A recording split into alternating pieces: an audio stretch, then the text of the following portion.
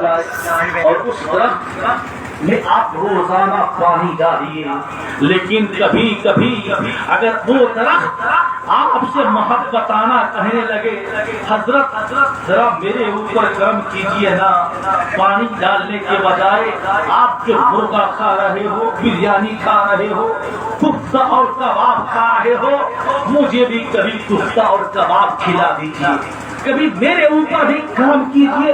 اب اگر کوئی مالک پانی ڈالنے کے بجائے درخت کے جڑ کے نیچے انسان ڈیزل ڈالنے لگے، پیٹرول ڈالنے لگے، کوئی اور آئل ڈالنے لگے، مٹی کا تیل ڈال دے، ناریل کا تیل ڈال دے، میں پوچھتا ہوں کہ بتاؤ ایمانداری سے کیا وہ پیڑ سلامت رہ سکتا ہے؟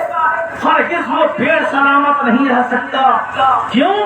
اس لیے وہ پیڑ سلامت نہیں ہوگا، اس لیے نہیں رہ سکتا کہ جس پیڑ کو پانی کی ضرورت تھی آپ پانی نہ دے کر کے آپ نے تیل ڈال دیا، جس پیڑ کو پانی کی ضرورت تھی آپ نے پانی نہ دے کر کے آپ نے اس کے جڑ کے نیچے آپ نے مٹی کا تیل ڈالا، آپ نے پیٹرول ڈال دیا۔ جب آپ مٹی اور پیٹرول ڈالیں گے وہ پیڑ خشک ہو جائے گا، وہ پیڑ خشک ہو جائے گا، سوکھ جائے گا۔ پتہ یہ چلا کہ اگر پیڑ کو سلامت رکھنا ہے تو پانی ڈالنا پڑے گا۔ یہ بات بالکل واضح ہو جاتی ہے۔ ہم اہل سنت و جماعت کا یہ نظریہ ہے کہ جس طریقے سے ایک پیڑ کو سلامت رکھنے کے لیے پانی کی ضرورت ہوا کرتی ہے، اسی طریقے سے غلامان مصطفیٰ کے دل کو سلامت رکھنے کے لیے ذکر رسول اور ذکر اللہ کی ضرورت ہوا کرتی ہے۔ جب کوئی انسان ذکر اللہ اور ذکر رسالت کیا کرتا ہے تو اس کی وجہ سے انسان کا دل سلامت رہتا ہے۔ اس لیے میرے عزیزوں اپنے سرکار کی محفل انعقاد کیا کی ہے۔ میں بڑی تیزی کے ساتھ میں آپ کو بتاؤں، قرآن فرما رہا ہے وَعَاشِرْهُنَّ بِالْمَعْرُوفِ، اس مرد سے جو انسان شادی شدہ ہے، قرآن کہہ رہا ہے کہ سنو اپنی بیوی کے ساتھ میں حسن سلوک سے پیش آؤ، یہ نہیں کہ جاؤ فرمانا جاؤ ادھر پہنچ رہو اور خوب کھا پی کر کے آؤ، اپنی بیوی کو مارو، کبھی بھوسا مارو، کبھی منہ ہاتھ پھوڑو، کبھی گالی دو، کبھی گھر سے نکالو، کبھی طلاق دو، نہیں، اپنی بیوی کو محبت کے ساتھ پیش آنے کی کوشش کرو۔ یہ کون کہہ رہا ہے؟ یہ قرآن کہہ رہا ہے، وہ قرآن جو انسانوں کو ہدایت کی راہ دے رہا ہے، وہ قرآن جو دستور حیات دے رہا ہے، وہ قرآن جس کے اندر الحمدللہ ثم الحمدللہ آپ جس موضوع کو تلاش کرنے کی کوشش کریں گے آپ کو ملنے کی کوشش کرے گی۔ میرے عزیزوں اگر دنیا کا کوئی انسان کہتا کچھ دیر کے لیے ہم انکار کر سکتے تھے کہ نہیں، یہ قمر صاحب نے کہا، یہ توفیق صاحب نے کہا، یہ احمد رضا صاحب نے کہا، میسر صاحب نے کہا، میں تو ان کی بات کو نہیں مانتا بھیا۔ کیوں؟ ہو سکتا اپنے من سے کہہ دیا ہوگا، ہو سکتا ہے اپنے دل سے کہہ دیا ہوگا، ہو سکتا ہے اپنے دل کی بات کہہ دی ہوگی، لیکن سنو وہ قرآن جو اللہ کی کتاب ہے جس کے بارے میں قرآن کہہ رہا ہے ذالک الکتاب لا ریب فیہ، یہ وہ کتاب ہے جس کے اندر کسی قسم کے شک و شبہ کی گنجائش نہیں۔ وہ قرآن کہہ رہا ہے مردوں سے کہ سنو اپنی بیوی کو مارنے کی کوشش نہ کرو، اپنی بیوی کو طلاق دینے کی کوشش نہ کرو۔ ہاں اگر ایسا معاملہ پیش آئے اس کی صورت الگ ہے، اس کی کیفیت الگ ہے کہ بیوی کو کب مارنا ہے، بیوی کو طلاق کر دینا ہے، بیوی سے بستر کب الگ کرنا ہے، اس کی کیفیت ایک الگ ہے۔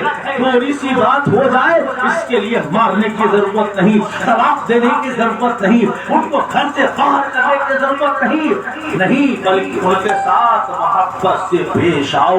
اللہ اکبر کبیرہ۔ کیوں؟ اس لیے میرے عزیزوں اللہ نے آپ کو کیا بنایا؟ اللہ نے آپ کو حاکم بنایا۔ کیا بنایا؟ حاکم بنایا۔ آپ حاکم ہو۔ قرآن کہہ رہا ہے الرجال قوامون علی النساء، مردوں کو اللہ نے عورتوں پر نگہبان بنایا، مردوں کو اللہ نے افسر بنایا۔ کن پر؟ عورتوں پر۔ لیکن یہاں پر میں اپنی قوم کی بیٹیوں اور بہنوں سے کہوں گا، دینی اور ملی ماں بہنوں سے کہوں گا کہ سنو، حاکم تم نہیں ہو، حاکم تو تیرا شوہر ہے۔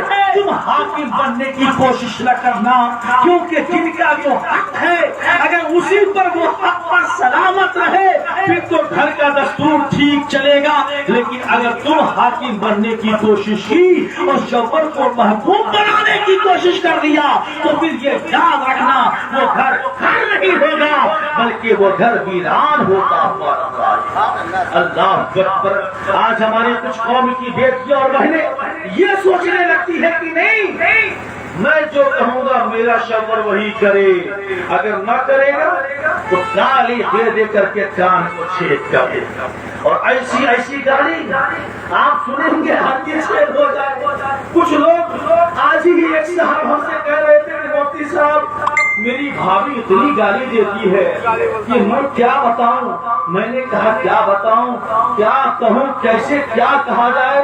کہ حضرت مت پوچھے، بڑی گندی گندی گالی دیتی ہے اور اللہ جانے ان کو گالی کیسے یاد ہو جاتی ہے۔ اگر ان سے کہے کہ بھائی کوئی سورہ یاد کر لو، قرآن مقدس سے کوئی آیت یاد کر لو، تو قرآن پاک کی کوئی سورہ یاد نہیں کر پائے گی، کوئی آیت یاد نہیں کر پائے گی۔ لیکن کہیے گیت یاد کر لو، نہ جانے کہاں سے یاد کر لیتی ہے، اس کتاب سے یاد کر لیتی ہے۔ اور میری قوم کی بیٹیوں رہنو، تم یاد رکھو تم فاطمہ کی کنیز ہو، تم فاطمہ کی کنیز بن کر کے رہنے کی کوشش کرو۔ تمہیں اس لیے پیدا نہیں کیا گیا کہ تم اپنے شطر کے اوپر حکومت کرو، بلکہ تم کو اس لیے پیدا کی گئی تاکہ تیرے ذریعے تیرے شوہر کو سکون مل جائے، تیرے ذریعے تیرے شبے قرار شوہر کے دل کو قرار حاصل ہو جائے، تیرے ذریعے تیرے شوہر کے بے چین دل کو چین حاصل ہو جائے۔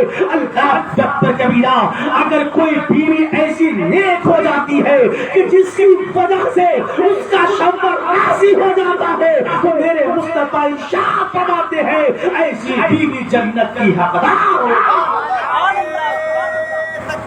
اللہ اکبر، یا رسول اللہ، یا رسول اللہ، زندہ باد، زندہ باد، زندہ باد۔ اس لیے میرے عزیزوں، میری قوم کی بیٹیوں، اپنے شوہر کی قدر کرو۔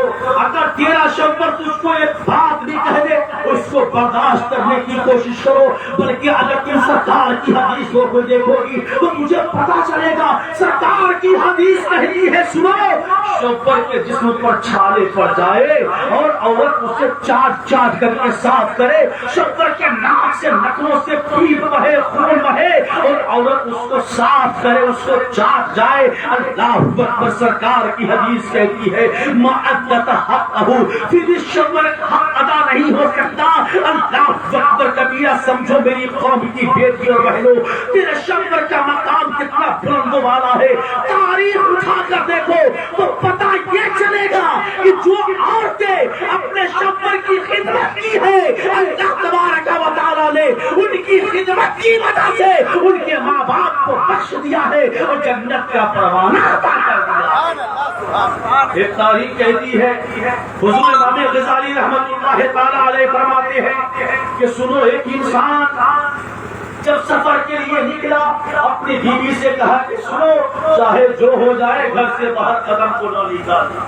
غور سے سنیے اور اپنے گھر میں جا کر کے سمجھائیے گا بھی، جس حال میں بھی رہو لیکن گھر سے قدم باہر نکالنے کی کوشش نہ کرنا۔ شوہر شام کے لیے گیا، اس شوہر کے باپ کی طبیعت خراب ہو گئی۔ اللہ اللہ، یہ زمانے رسول کی بات ہے۔ اس عورت نے پیغام بھجوایا، یا رسول اللہ آپ کے اوپر میرے ماں باپ قربان جائے، یا رسول اللہ میرے سرکار کا حکم تو کیا ہے کہ تم اپنے قدم کو باہر نہ نکالنا، لیکن یا رسول اللہ میرے باپ کی طبیعت خراب ہے، کیا میں جا سکتی ہوں یا نہیں جا سکتی؟ اللہ اکبر۔ میرے نبی نے فرمایا کہ سنو، تیرے لیے اسی لیے بھلائی ہے کہ تم اپنے آپ کو روک کر رکھو۔ یہاں تک کہ اس کے باپ کا انتقال ہو گیا اور میرے مصطفیٰ کی بارگاہ میں یہی پیغام جب بھجواتی ہے، میرے آقا ارشاد فرماتے فرماتے ہیں سنو جو تیرے شوہر نے حکم فرمایا ہے تم اسی پر عمل کرو، یعنی اپنے گھر کے اندر ہی سلامت رہو۔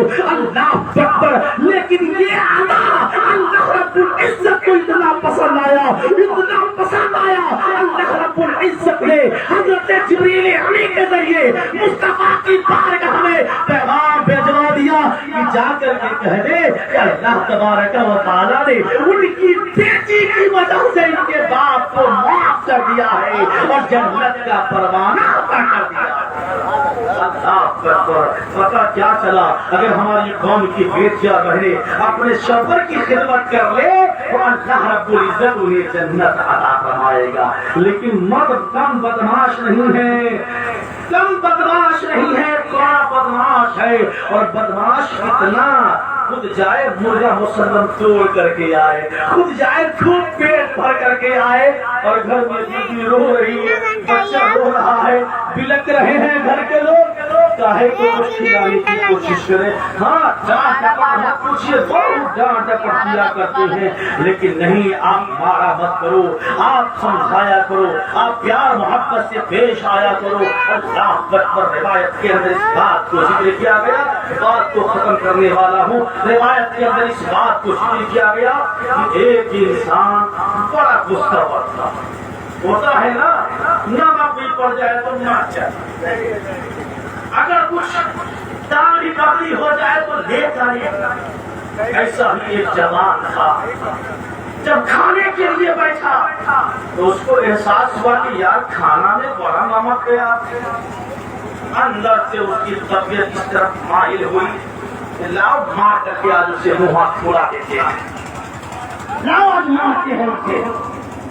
طبیعت اس طرف آمادہ ہوئی، لیکن دل کے اندر رب کا خوف جاگ اٹھا، رب کی خشیت جاگ اٹھی، اور اللہ کی رضا کے خاطر اپنی بیوی کو معاف کرا۔ بولیے سبحان اللہ! کچھ نہ بولا، زبان کو بند کر لیا۔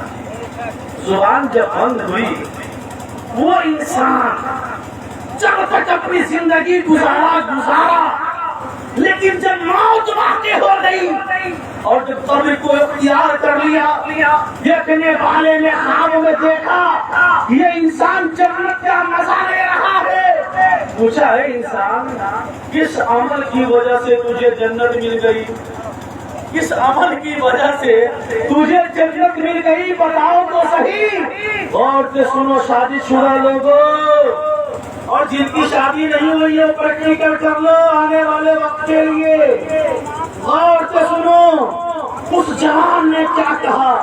وہ جوان کہتے ہیں کیا بتاؤں، ایک روز کھانے کے اندر میں نے احساس کیا کہ کھانا میں بڑا نمک ملا ہوا ہے، طبیعت اس طرف آمادہ ہوئی کہ بیوی کو ماروں، لیکن پھر طبیعت اس طرف مائل ہو گئی کوئی نہیں، اللہ کی خوشنودی کے لیے اپنی بیوی کو معاف کر دو۔ میں نے اپنی بیوی کو معاف کر دیا، یہی معاف کرنا اللہ کو پسند آ گیا، اللہ تبارک و تعالیٰ نے اسی کی وجہ سے مجھے جنت عطا کر دیا۔ اب تو لگائیے نعرہ بھائی، کب لگائیے گا نعرہ؟ ارے لگائیے بابا نعرہ، لگاؤ۔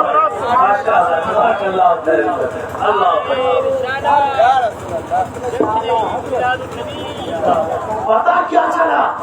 اگر کوئی انسان اپنی بیوی کو معاف کر رہا ہے تو معاف کرنے کی وجہ سے اللہ جنت عطا فرما رہا ہے۔